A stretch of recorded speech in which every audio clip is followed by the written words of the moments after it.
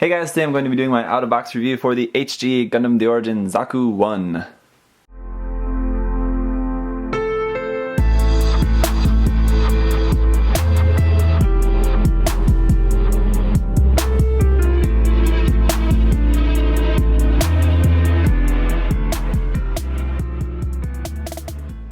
For this Zaku 1 kit, you can actually make two different versions of the Zaku 1, the denim or slender version. Those would be two different Zaku pilots here in this case. Here you can see the denim version, where it's just the shoulder with that sticker there on that part that gives you the black and yellow kind of caution striping on the shoulder. We do also have the parts to make the slender shoulder armor. You can't, with this kit, you can't have those parts all together at the same time. You will have to switch one part. But if you have some other HG Origins kits that are also using this same frame runner parts that have been used in the other kits, you will have an extra part that you can use for this. I'll show you that here in a moment, but anyway, it's really not too important. Just taking a look at the kit here, it's going to be having the same kind of things we would expect from the other Zaku kits in the HG The Origin line so far. A lot of really nice details, some really nice proportions. I think it may not be for everyone. They got some pretty thick thighs there. Overall, just kind of a little bit old school design. So as you can see, I've gone for a kind of old school style, very basic straight pose here. It is going to have some seam lines once again on the forearms, which I think is still a seam line that Bandai could very easily avoid that by just designing that piece slightly differently, but unfortunately that seam line is still there, but that's really going to be pretty much the only seam line you're going to have to worry too much about. Everything else is pretty much hidden as the panel lines, so that's pretty good, I think.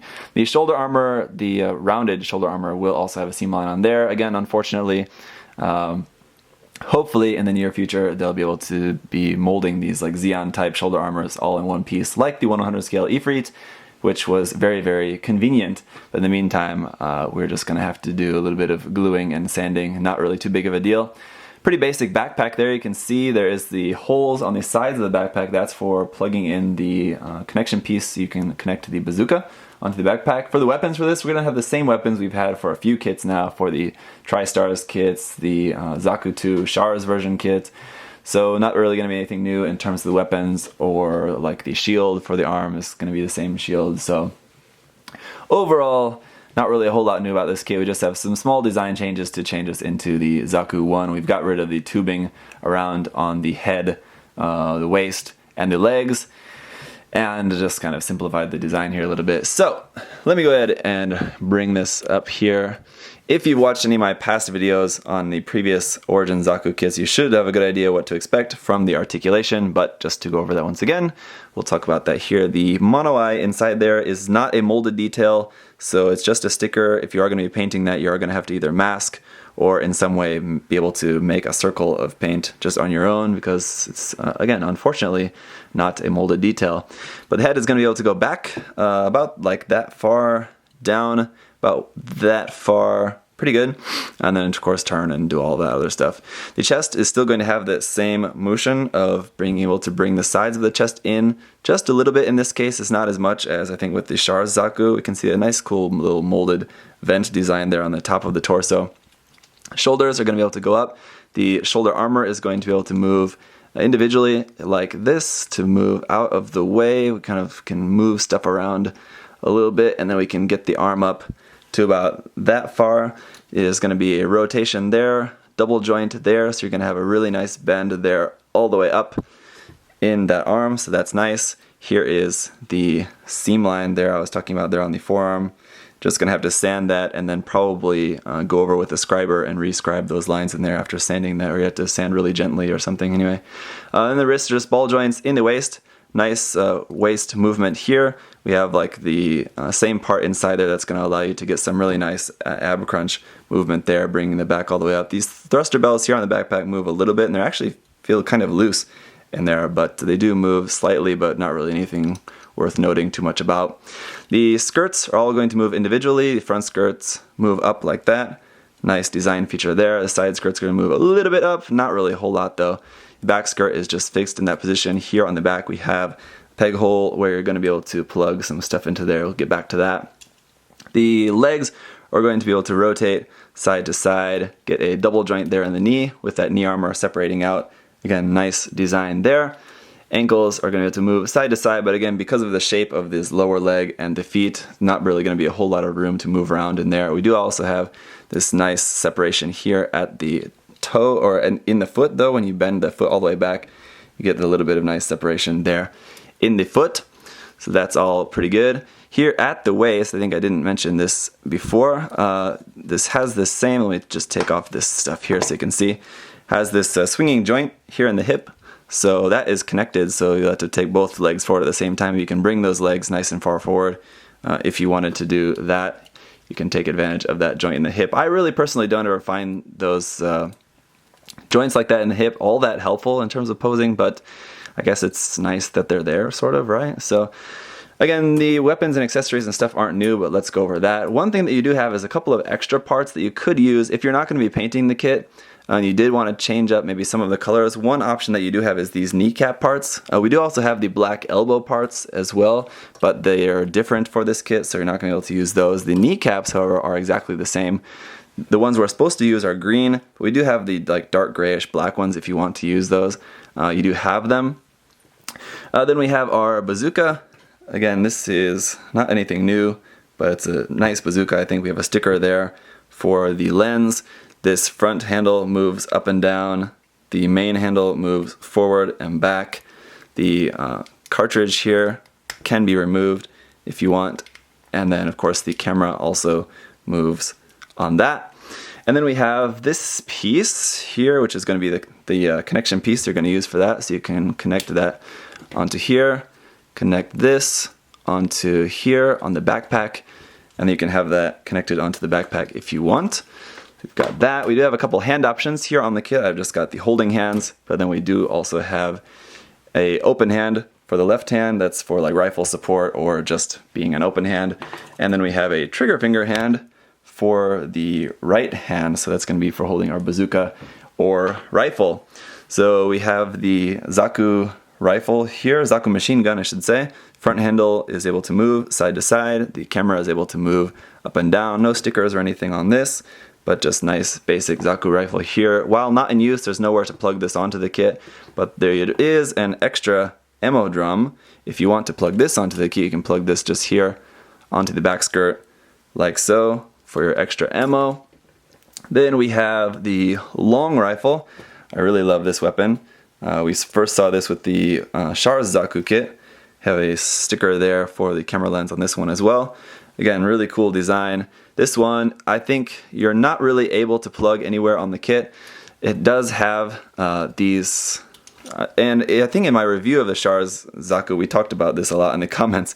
What this is, it's basically just a bolt action here, apparently, is the best we could figure. And it looks like you're able to kind of use that to plug it into the side skirt, but it doesn't really fit. So if you wanted to do something like that, you'd have to drill out that side skirt a little bit more. That's not a peg that's meant to be able to attach this onto the mobile suit anywhere, but you could use it for that if you drilled out a hole a little bit. Then we also have an action-based connector.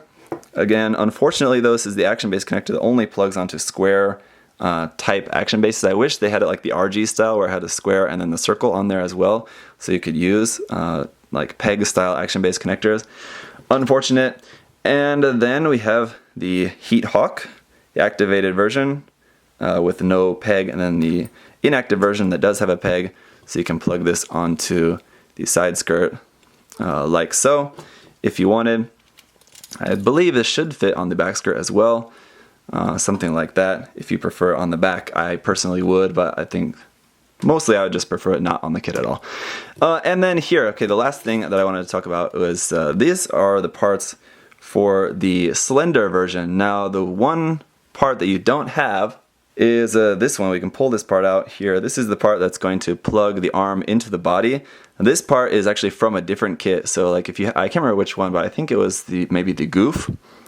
Maybe the Origins Goof maybe has this as an extra part.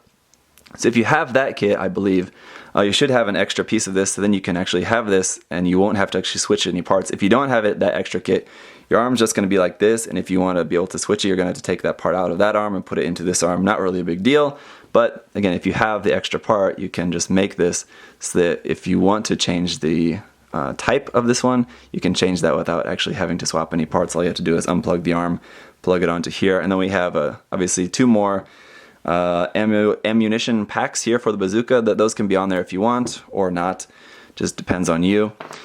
And then yeah, that's just going to plug onto the arm as you so choose. So here's a quick comparison with his black TriStar brethren.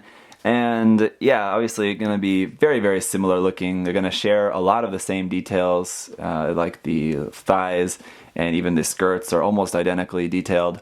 The chest, very, very similar there as well. The head, minus the tubing around the sides of the Zaku 2. But yeah, they're definitely going to be looking like they're, you know, from like cut from the same cloth, I guess you could say. And so that's cool. It's gonna be really great for if you want to have a shelf of, you know, Origins kits or just any diorama of mixing in. If you're gonna have like a diorama of a few different types of Zaku, something like that together, it's all gonna be meshing very nicely. So yeah, one thing that's nice about this hands is that the trigger finger hand is like the wrist is on an angle. So when you're holding the rifle, especially the long rifle or the Zaku machine gun, those both have like a bit of a like strangely shaped back, what is that, butt of the rifle there. So it kind of gets in the way of the arm. So it's nice that the trigger finger hand is on an angle. It lets you be able to hold that without that sort of getting in the way all that much. The thing about that is that if you want to hold it straight, you are going to have a little bit of a problem. But you know, that's just a small thing to worry about.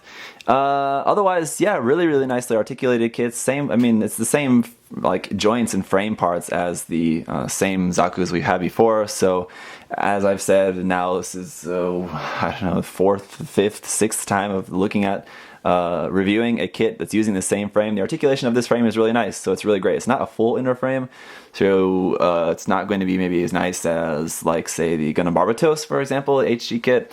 But as far as HG kits go, these Origins kits are really, really nicely articulated. Now here's a look at the slender version of the kit. Now if this is going to be your cup of tea, of the bazooka there, the only reason that I kind of prefer the denim version is because I think the other shoulder part is more interesting with the like black and yellow striping on it. This shield is the same shield, you know, that we've had with the Shower version and the Black TriStars version of the Zaku 2, so and the bazooka as well. So I think the just other shoulder piece is just a little bit more unique, a little bit more interesting, which is why I'll ultimately be using that one and not this one. But of course you can mix and match. You could have that shoulder piece and still use the bazooka. Of course, if you want, you could put the shield onto the other arm instead of the rounded shoulder armor if you want. So there's a lot of different kind of options that you have. It's one thing that I mentioned in the unboxing. The nice thing about this kit is that it does come with a lot of different options that you can do with it, which is nice when you're getting just a kind of relatively simple grunt suit. It's nice to have a lot of different options. So that's going to pretty much wrap up this review of the Origins Zaku 1.